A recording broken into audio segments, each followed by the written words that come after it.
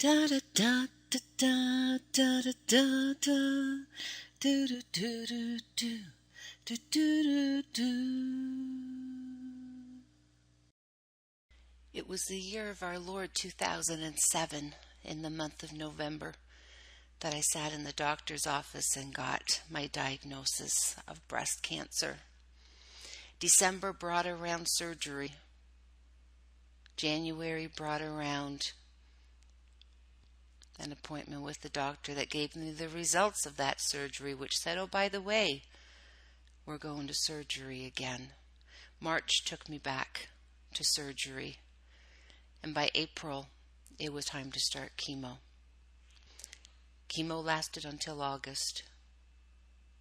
Then October came around with radiation.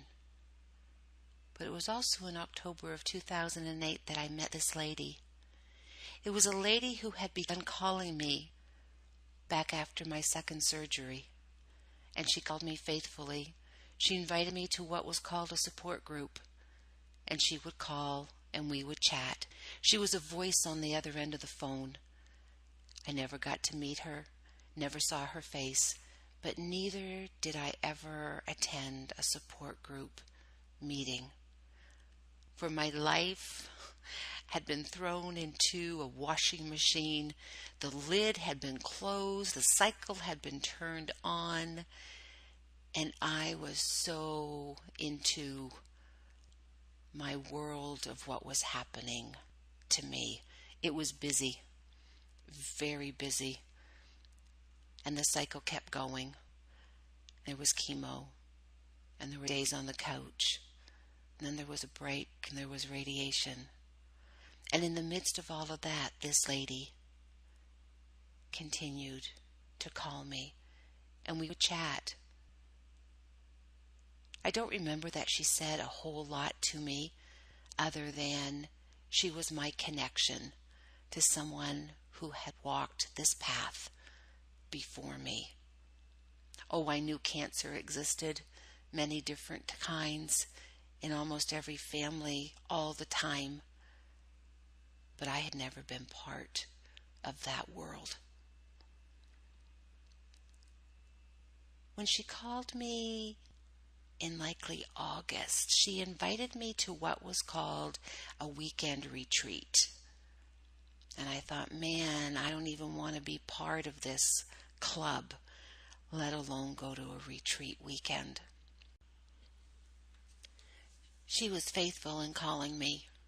She never gave up on me, and I never felt like I gave in.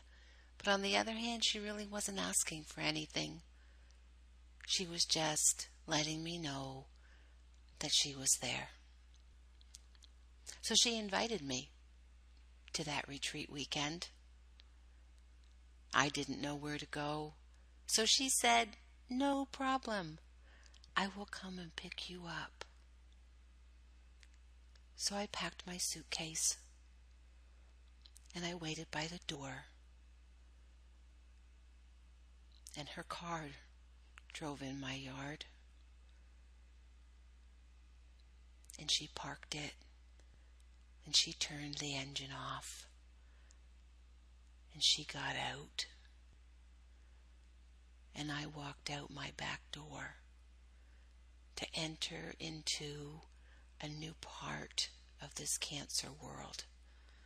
And there in my backyard, on that fall afternoon, I met the voice of this lady who had been so faithful and so loving and so kind and so generous and patient with me.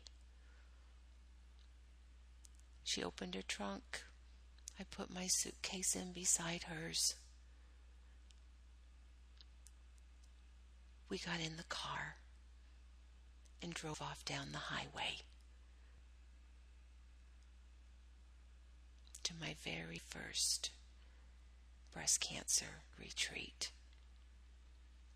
in southern New Brunswick, Canada. And I sat with those ladies, and I got to build relationships, and I got to meet them, And some of them, most of them, were further along in their journey of a diagnosis of cancer than what I was. Some were even newer to the world than what I was. And there we were, together, in this place. That weekend, I was struck by what was happening to me. And I wrote this. The top blew off. Life has a way of identifying and labeling who we are and what we are like. We give ourselves parameters and boundaries on how we do what we do, and over time, our box gets completed with a bottom, sides, and a top. Not that this is a bad place, because it is all part of our journey of growing and developing. However, when the appointment came with the doctor and I was told that I have cancer, it blew the top off my box. I had no idea what life was going to be like or when death would come, but one thing I was sure of, there was a whole world I knew nothing about.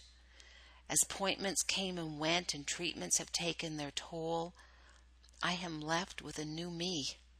There is not one traumatic or dramatic experience that life hands us which is not meant to change us.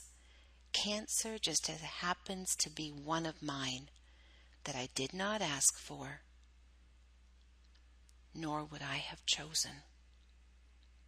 I find myself with a new reality on my hands, for not only has the top come off my box of security and responsibility, but now the sides have come down and I find myself exposed to the world.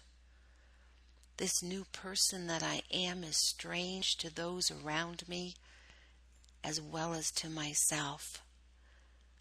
I am left standing on the bottom of my box, which is the platform from which I am to speak to my world. I wrote that article at that retreat that weekend in October of 2008.